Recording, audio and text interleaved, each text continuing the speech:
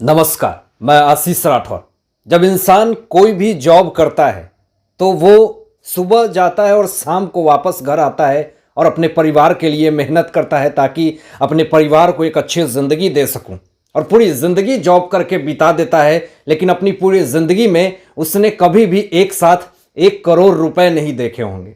लेकिन आज मैं आपको एक ऐसे व्यापारी की कहानी आपको बताने वाला हूं, एक ऐसी खबर बताने वाला हूं जिससे कि कहीं ना कहीं पूरे देश में एक बार हड़कंप मच चुकी है।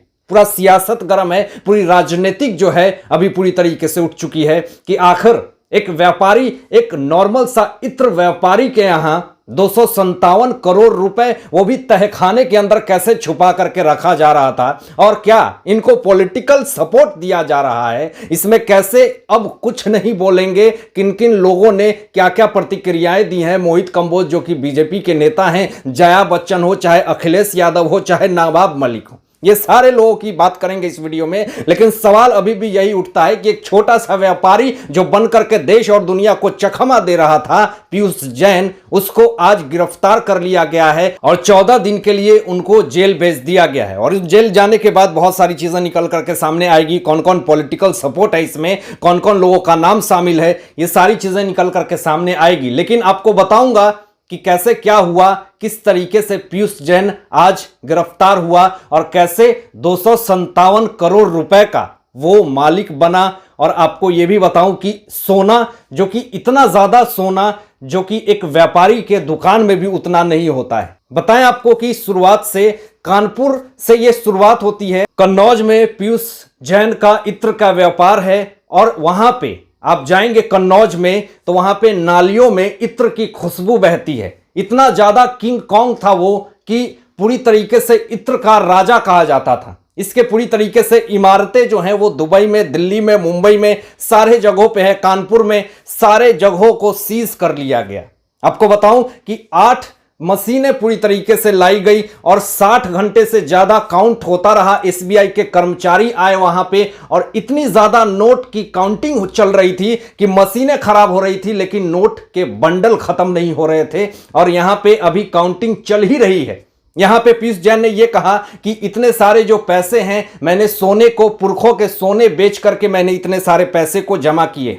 आखिर 10-10 लाख के, 20-20 लाख के, 50-50 लाख के बंडल बना करके इस पैसे को कहां भेजने की तैयारी चल रही थी, किसको भेजने की तैयारी चल रही थी, यह भी अपने आप में एक बहुत बड़ा सवाल जो है वो खड़ा हो चुका है। अब आपको बताएं कि यहां पे जिस तरीके से कहा जा रहा है कि पीयूष जैन जो है वो समाजवादी पार्टी को लेकर के अब सवाल खड़े हो रहे हैं, तो इस पे अखिलेश यादव को कुछ बोलना चाहिए। अब यूपी के जो मुख्यमंत्री हैं योगी आदित्य जी ने साफ कहा कि जो मोदी जी ने जिस तरीके से नोटबंदी करी थी तो उस वक्त कुछ लोगों ने उनको खरी खोटी सुनाई। तो आज देख लीजिए कि नोटबंदी का क्या असर पड़ा है और इतने सारे जो गद्दार लोग बैठ करके इतने करोड़ों करोड़ रुपए का गमन करके बैठे हुए हैं। और आरोप है कि टैक्स चोरी करने के लिए ये कैश जो है अपने घर में जमा किए हुए था। सोच लीजिए कि कोई इंसान अपनी जिंदगी में एक साथ 1 करोड़ रुपए ना देखा हो और ये 257 करोड़ रुपए अपने घर में छुपा करके बैठा हुआ था, और सिर्फ इसलिए कि टैक्स पे नहीं करना पड़े। आप समझ लीजिए कि अगर कोई टैक्स की चोरी करता है तो वो समझ लीजिए, आप इस देश की भाषा से आपको मैं समझाता हूं कि एक गरीब इंसान के पॉकेट से पैसे छीन लेना। क्योंकि आप जो टैक्स देते हैं उसी टैक्स के पैसे से गवर्नमेंट जो है वो गरीब लोगों के लिए कुछ करती है, साधन इकट्ठा करती है। और अगर ये सारे जो व्यापारी हैं जो पैसे को पूरी तरीके से जमा करके घर में बैठे हुए हैं, तो हमारे भारत देश का इकोनॉमिकल कैसे स्ट्रांग होगा, वो तो डाउन अर्थ होता ही जाएगा। लेकिन आपको बताऊं कि ये सारी चीजें करता था पीयूष जैन, लेकिन किसी को कुछ खबर नहीं, किसी को कुछ पता नहीं आखिर ये सारा काम कैसे करता था। ये भी बात को समझ लीजिए। पीयूष जैन एक आम इंसान, एक नॉर्मल इंसान बनकर के रहता था। ऐसा लगता था कि मेरे पास कुछ है ही नहीं, मैं एक बहुत ही गरीब इंसान हूं, और फटा चीटा कपड़ा पहन करके बाहर निकलता था। उसके पास जो पुरानी गाड़ी थी उसकी इंश्योरेंस पूरी तरीके से फेल हो चुकी थी। अपने बेटे के नाम पे उसने गाड़ी लिया था, खटारा गाड़ी से वो घूमता था, ड्राइवर नहीं रखता था, वॉचमैन सिर्फ एक रखता था, वो भी साल में बदलता था, जिसकी सैलरी 7,500 रुपए है। ये सब करने का रीजन सिर्फ और सिर्फ यही था पीयूष जैन का कि किसी तरीके से मैं सरकार के नजर में ना आ सकूं। लेकिन घर के अंदर आपने सुना नहीं होगा कभी कि तहखाने के अंदर पैसे छुपा करके रखा और फिर उसके बाद सोने के ऊपर सोता था। और आपको बताऊं कि आपने कभी सुना होगा कि जेल में सुरंग बनाई जाती है, तहखाने होते हैं, लेकिन यहां तो घर में ही तहखाने बना करके करोड़ों रुपए जमा करके रखे जा रहे हैं। तो यहां पे सवाल तो अब खड़े होने शुरू होंगे कि आखिर क्या पॉलिटिकल सपोर्ट के बिना इतना बड़ा कैश कोई इंसान, कोई व्यापारी अपने घर में छुपा करके कैसे रखेगा। कहने को पीयूष जैन अरबपति है और पूरी तरीके से सुख सुविधाओं की कोई कमी नहीं होनी चाहिए, लेकिन जब इनकम टैक्स डिपार्टमेंट ने इनको गिरफ्तार किया, जीएसटी विजिलेंस टीम ने इन्वेस्टिगेशन करी, तो फिर इनको कानपुर पुलिस थाने में लाया जाता है और इनको रात भर जमीन पे सोना पड़ता है और विदाउट कंबल उनको लेडीज वार्ड में सुलाया जाता है। तो एक देख लीजिए कि अरबपति की स्थिति क्या हो गई और किस तरीके से वो दर दर की ठोकरें खाने के लिए मजबूर हो गया।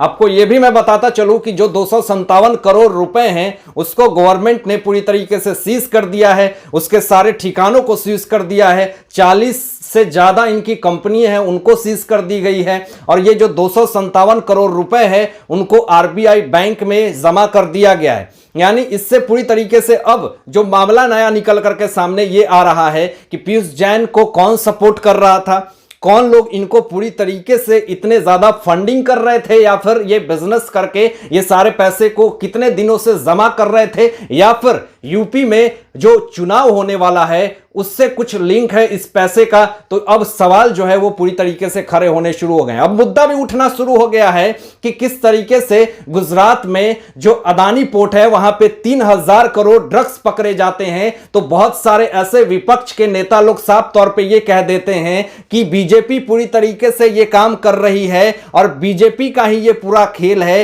अब क्यों नहीं बीजेपी कुछ बोलती है, 3000 करोड़ रुपए ड्रग्स बरामद हुए हैं। तो अब सवाल यहां पे खड़े होने शुरू हो गए हैं कि अब क्यों नहीं समाजवादी पार्टी की जो सांसद हैं जया बच्चन, इस पे अब क्यों अपनी विचारधारा नहीं दे रही हैं। ये तो बार बार आकर के कहती हैं कि जिस थाली में खाते हैं उसी में छेद करते हैं, लेकिन इस भारत देश में इतना बड़ा स्कैम जो निकल करके सामने आ चुका है, टैक्स चोरी का जो मामला निकल करके सामने आ चुका है, 257 करोड़ रुपए का फर्जीवाड़ा निकल करके सामने आ चुका है। तो क्या इस पे जया बच्चन जी को कुछ बोलना नहीं चाहिए? ये बोलेंगे भी कैसे, क्योंकि इनका तो खुद पनामा पेपर लीक में नाम सामने आ चुका है। अभी जिस तरीके से यूपी के जो सीएम है योगी आदित्यनाथ जी जिस तरीके से सफाया कर रहे हैं, पूरी गंदगी को यूपी से खत्म करने की उन्होंने ठान रखी है, तो वहां के जनता जो है वो पूरी तरीके से योगी आदित्यनाथ जी को सपोर्ट कर रही है। और निकल करके मामला तो यही सामने आ रहा है कि इस बार हो सकता है कि जीत जो है वो बीजेपी की ही होगी यूपी में।